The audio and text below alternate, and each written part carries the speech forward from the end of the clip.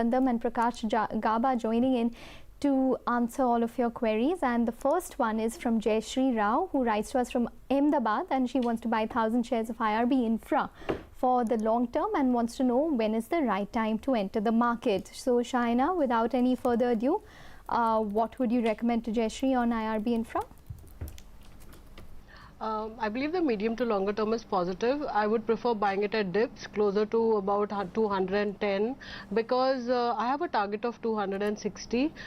Basically, the numbers were pretty good both on EBITDA as well as profit front, the last quarter numbers. But at the same time, I think the turnover is taking some bit of a hit because of transfer to the InvIT, the assets to InvIT. At the same time, I think definitely one can get in at lower levels and you can make decent amount of money, about 20% return in a year's time. Okay, 20% returns in a year's time is the call that's coming in there. Well, United Spirits, that's the one that spiked up. Take a look at United Breweries. That's joined the party. That, in fact, is moved to the high point of the day. High volumes in the last 10 to around 15 minutes. That stock as well comes up for you, spiking up as we speak. But talking about IRB Infra, Prakash, you have a view there on IRB Infra. How's it looking on the charts? I like the start from a slightly longer term perspective. Seen a good consolidation for a year and a half or two here in these zones. And I feel that 200 is a strong supporter. Just buy, hold it. Maybe we'll see levels closer to 300. How long it will take is difficult to say. But the place is right for buying it. At worst, you need to have a strong support around 200 zone. That's the place you need to have a stop.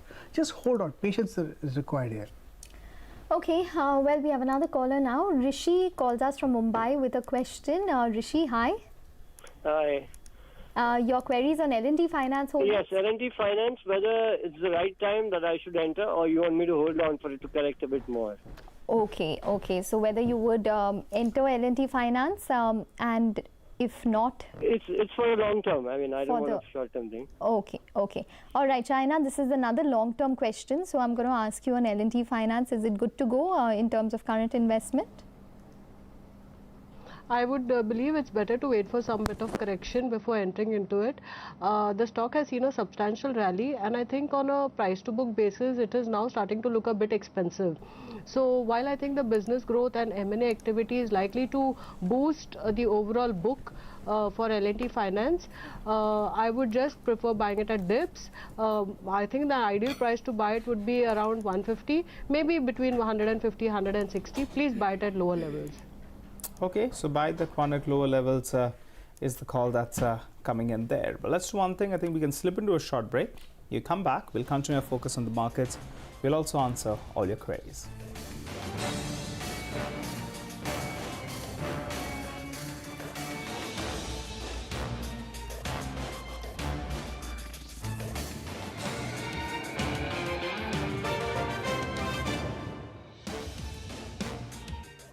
Maybe it's time for tea because we have McLeod Russell that spiked up. Remember, yesterday it was up close to around 10%. We had a couple of management who told us that yes, tea prices are moving higher.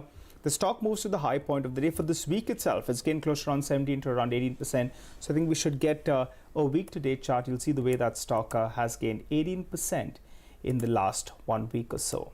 But we have another caller who's standing by, so let's get that up for you.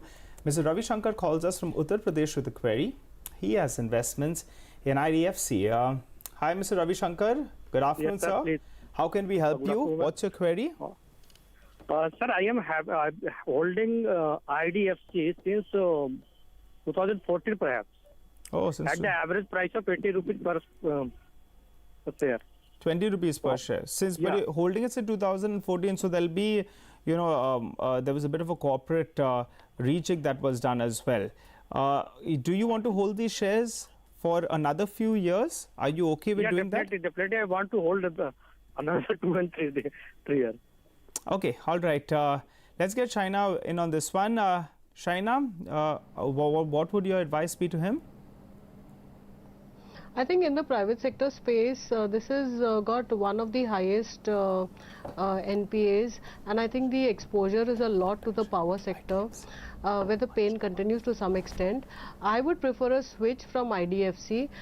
Maybe if we can get into something like a Yes Bank, another bank in the private sector space, which is growing at 35% plus in terms of profitability and has relatively low NPAs. Asset quality is a concern for, across the banking sector, but I would prefer a Yes Bank over a IDFC. So maybe he can switch. Okay, and Prakash, what would you recommend on IDFC as well as Yes Bank? For IDFC, I basically like the stock from a long-term perspective. If it's there, he's holding it for quite a long time. His cost around 20. Just continue holding it. And maybe we'll see a level closer to around 100, 90, 100. If it goes there, exit. Yes Bank is the stock that he's looking for? No, Shaina said that it could probably be a switch. That she can switch it. But if you want.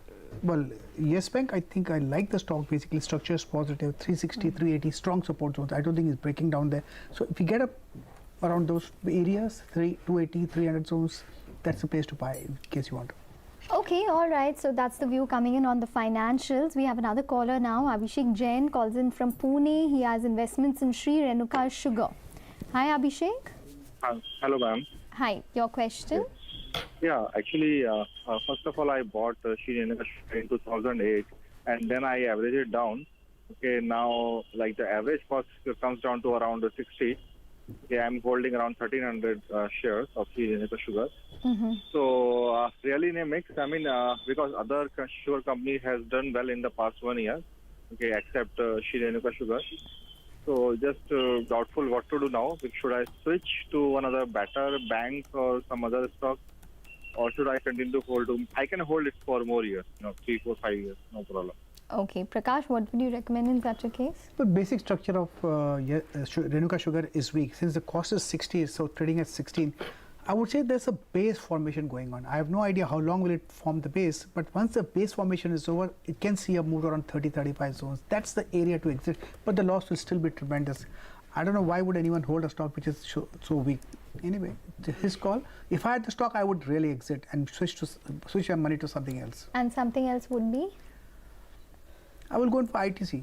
ITC. Long term. It's very good to me because it's falling down. Structurally, it's good. It's trading near the support. Adverse, not limited downside. That's the area to buy and hold for long term. It's a safer bet, ITC. Okay, a bit of a recommendation in terms of a switch from sugar to IDC, so keep an eye out on that one. Slip into another short break, come back, continue answering your queries.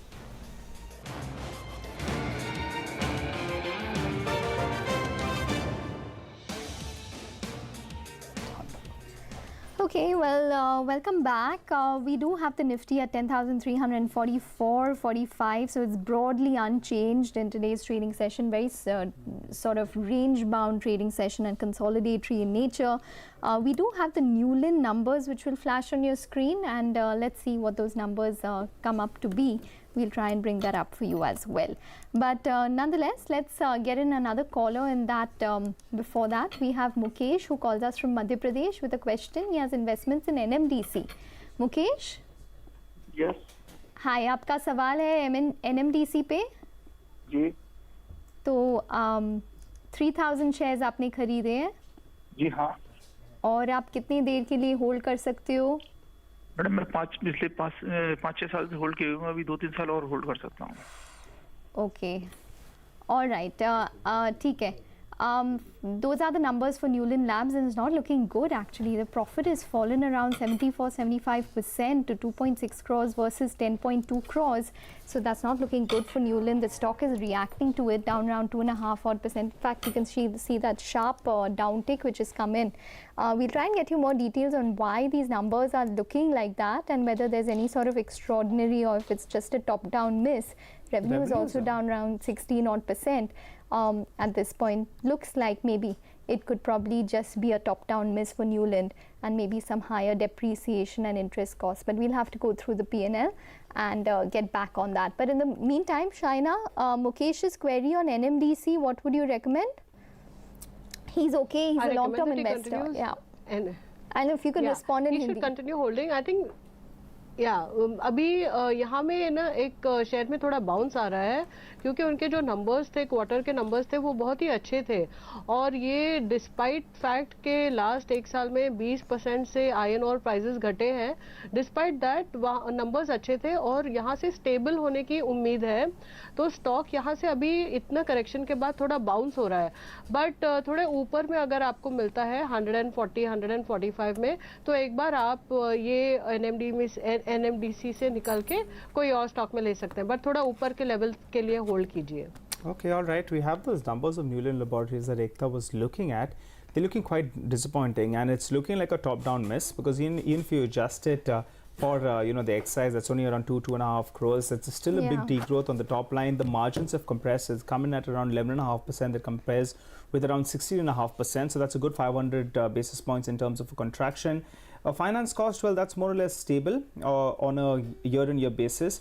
On a sequential basis, it spiked up a tad bit. So it's not looking good at all, actually, these numbers, and that's why the stock is. There's an increase, an increase in the depreciation cost as well.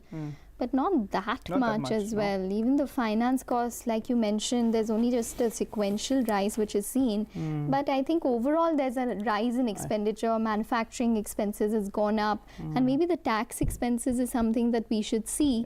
The tax outflow, I think, could be higher this time round. Actually, the reason for these numbers to miss is definitely just the degrowth on the 16% degrowth on the top line. The expenses are more or less stable, but when you see such a big degrowth on the top line, that's going to be putting pressure on your margins, and that's precisely what's happened. So degrowth on the top line has led to all those numbers. It's an overall top-down miss which has taken place for Newland. And it's an API company. They depend on maybe one big product where they're supplying APIs. So maybe that probably played out same time last year. And there's a base impact also, which could probably be in play this time. And I think, Ekta, maybe in fact there was some whisper or something, because I remember in the last few trading sessions, the stock has moved very, very well from around 1,150 all the way to around 1,300. So if you just pull up the last 1 week chart, you'll see the stock was trending higher. And from there, maybe someone was sniffing something that wasn't coming. So, that's why we're seeing further selling pressure on the stock. But on that note, we'll slip into a short break, come back, continue to focus on the markets. Stay with us.